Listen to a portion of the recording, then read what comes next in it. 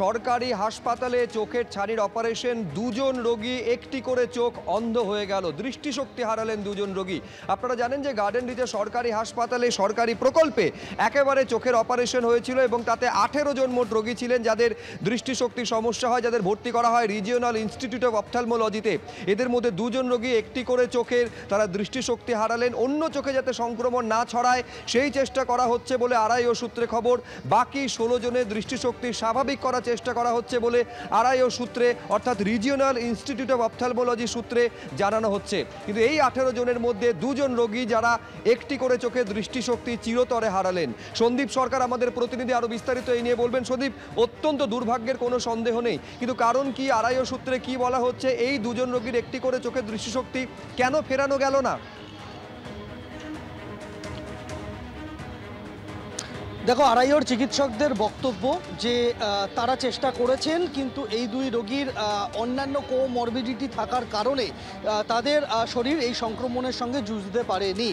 তাদের বক্তব্য যে এই রোগী দুজনের তাদের একাধিক কোমরবিডিটির মধ্যে অন্যতম ছিল ডায়াবেটিস, তার পাশাপাশি শ্বাসকষ্টজনিত সমস্যা ছিল। শ্বাসকষ্টজনিত সমস্যার কারণে, ফুসফুসের সমস্যার কারণে তাদের অক্সিজেন যোগান শরীরে কম ছিল, ফলে স্বাভাবিকভাবেই চোখে অক্সিজেনের যোগান কম ছিল বলে চিকিৎসকেরা দাবি করছেন।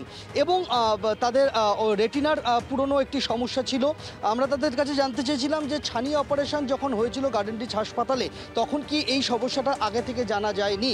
চিকিৎসকেরা যেটা বলছেন যে ছানি অপারেশনের সময় ছানিটা অ্যাডভান্স স্টেজে থাকার কারণে সেই ছানির পিছনে চোখ কতটা ক্ষতিগ্রস্ত অবস্থায় রয়েছে সেটা বুঝতে পারেননি যেখানে অপারেশন করা হয়েছে সেখানকার চিকিৎসকেরা। এবং যখন অপারেশনের পরে সংক্রমণ দেখা যায়, যখন তাকে গার্ডেন রিচ থেকে আরআইওতে স্থানান্তরিত করা হয়, তখন তারা দেখতে পান যে সংক্রমণ শুধু নয়, তার আগে থেকেই চোখের অবস্থা খারাপ ছিল, এমনটাই তারা দাবি করছেন।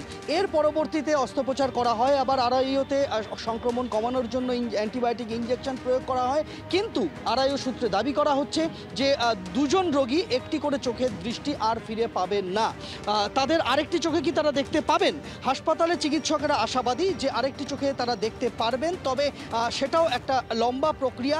সংক্রমণ যাতে এক চোখ থেকে আরেক চোখে চলে না যায় তার নির্দিষ্ট পথে, তাকে আটকানোর জন্য অ্যান্টিবায়োটিক প্রয়োগ করা হয়েছে, ওষুধ চলছে, রোগীদের ফলো আপে আসতে বলা হয়েছে। বাকি 18 জনের মধ্যে যে 16 জন রোগী, তাদেরও একই সমস্যা নিয়ে তারা এসেছিলেন, দৃষ্টিশক্তি দেখতে না পাওয়ার সমস্যা নিয়ে। তাদের ক্ষেত্রে চিকিৎসকদের বক্তব্য, তারা আশাবাদী যে তারা সংক্রমণ কাটিয়ে আবারও চোখের আলো ফেরত পাবেন। শুভ্রজিৎ।